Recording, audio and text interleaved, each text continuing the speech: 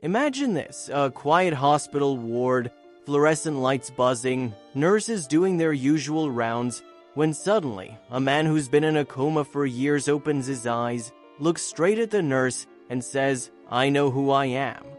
That one sentence froze the entire room, because up until that second, no one knew who he was.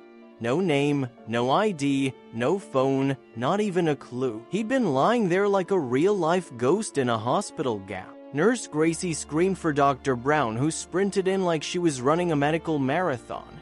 "Sir, do you know where you are?" she asked, trying to keep calm. He looked at her with this unsettling calmness and replied, "I know where I am, but do you know who I am?" That's the line. The kind of thing villains say before they disappear, or the plot twists so hard you spill your coffee. And then he smiled, closed his eyes, and his heart monitor started beeping like a countdown timer in an action movie. His lung collapsed, the room exploded into chaos, and just like that he was gone again. Unconscious, no answers, no identity, just questions. Let's rewind. Who was this man? When paramedics found him, he was lying by the side of a frozen road, half conscious, half frozen, and completely alone. No ID, no wallet, no phone, not even a name tag on his jacket. The man had literally fallen off the grid.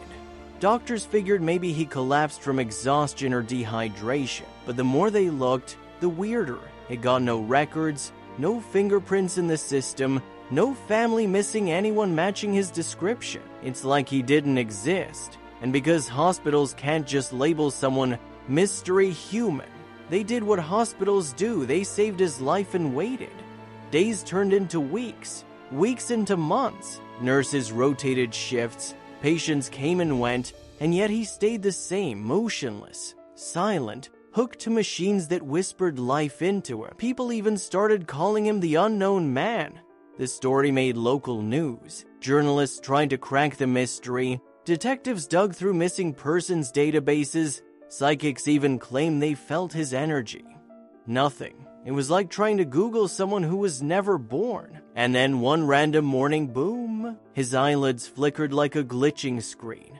Gracie thought it was just a spasm until his eyes opened sharp, alert, awake. You'd think someone waking up from a coma after years would look confused or scared. Not this guy. He looked certain, as if he knew exactly where he was and why. Then came those haunting words again, "I know who I am." So naturally, Dr. Brown pressed for answers. "Who are you? What happened to you?" But before he could explain, before the mystery could finally unravel, his lung gave out, and he flatlined. The man had literally dropped the biggest truth bomb of the decade and then passed out again like some divine cliffhanger. Now here's where things get interesting. Security footage from the hospital parking lot showed no one dropping him off. He just appeared. No ambulance, no witness, nothing.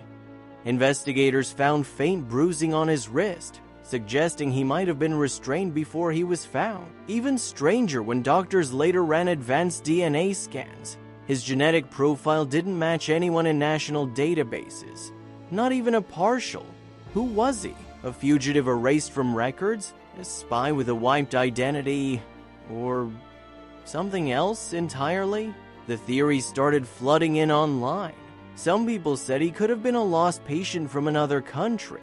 Others believed he was a test subject who escaped from an experimental facility. And then, of course, came the wild ones. He woke up from another timeline.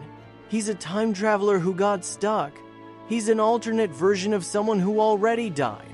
Sounds insane, but then again, so does waking up from years of nothingness claiming you know who you are. And maybe that's the point. We spend our whole lives trying to figure out who we are. He woke up from a coma already knowing. Days after the incident, he regained consciousness again briefly. Gracie rushed to his side, asking him the question the world wanted, answered, "Who are you?" He smiled faintly and whispered something only she could hear. When reporters later asked her what he said, she just shook her head and said, "Some truths aren't meant for the living." And that's where the file ended. No records, no follow-up, no confirmed identity. The hospital labeled his case closed unidentified male. But the nurses who were there that day, they still swear that sometimes, in the quiet of the night shift, his monitor flickers back on. If this story gave you chills, hit that like button, because this is just one of many real-life mysteries that prove the line between science and the supernatural is way thinner than we think. Subscribe for more strange true stories, and remember, if you ever wake up and say, "I know who I am," make sure someone's recording.